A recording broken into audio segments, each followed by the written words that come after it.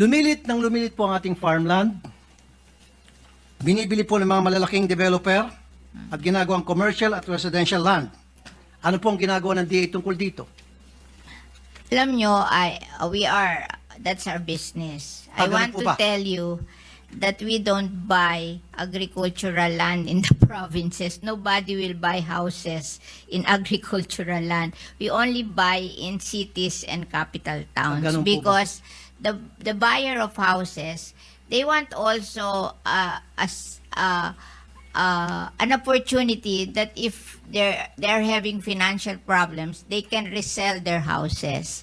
And you know, it's very hard to resell houses not in cities or capital towns. I'm from Isabela po. We limit ourselves in cities and capital towns. I'm from Isabela po.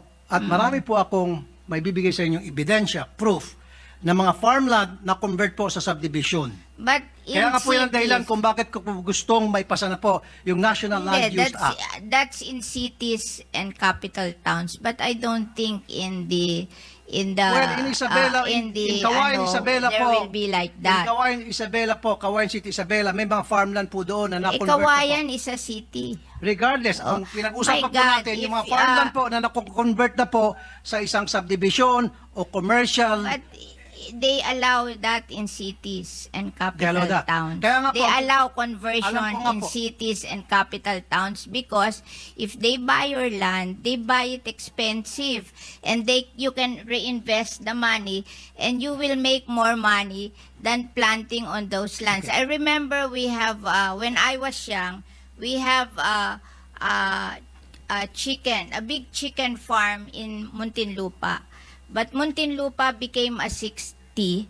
So we finally developed our chicken farm because it is 8 hectares. We will make more money than in farming. So it's an investment decision for these people. If somebody will buy your land at a bigger amount, maybe you can sell it and buy another land that is cheaper somewhere else and build your farm there. Hindi po ganun I nangyari, think ma'am. it's the thinking of you have to understand agriculture as a business also. I'm That not a if you businessman, have but I can understand agriculture opportunity po, ma'am. to sell your land at a higher price and be able to buy a bigger piece of land with that same money in less prime places, then you will do it. Kaya nga po, It's ito na- pong tanong ko po sa ating mga taga-DA. Ano po ang ginagawa nila sa ganitong nangyaring masamang sistema na paliit po ang ating farmland? Sorry po, madam ha.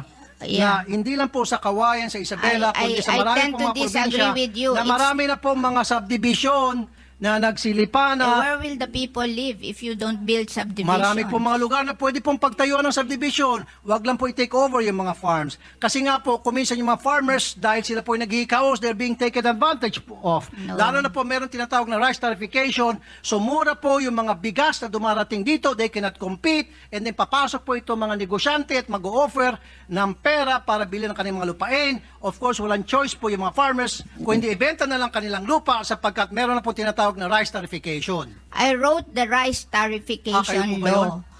You know, we wrote that rice tarification law because in 2018, the price of rice rose to almost 50 to 60 pesos per kilo.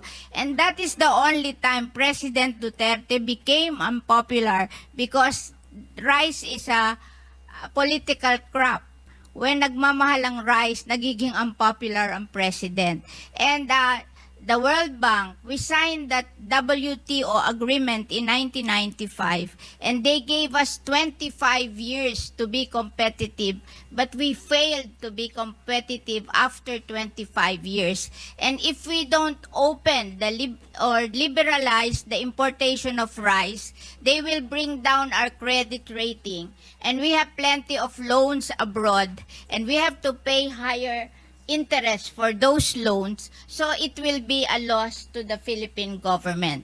So what I did when they asked me to to write the rice tarification law, I gave all the money from the collection of rice tariff to the small farmers.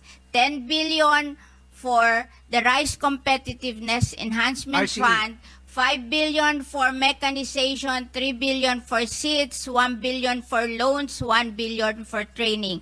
And anything above 10 billion that was collected, it was given to the rice farmers owning 2 hectares and below, 5,000 each, 1.6 million farmers. So that is 8 billion. So a total of 18 billion, which is the collection of the rice tarification law na rice tariff. Alam ko po I yan. don't feel any guilt to the small farmers. All the money that came from the rice tarification law were given to the small farmers owning 2 hectares and below. So how do we identify those small farmers? they Paano po have na- a list. Do you have po a list? They So have paano a po ninyo list. pinipili ng DA? No, they have paano, a list. Ano po? Paano po pinipili kung sino po ang maging recipient 2 nitong hectares and pera below. na galing po sa rice tarification? How are they being have a identified? list of farmers owning 2 hectares and below.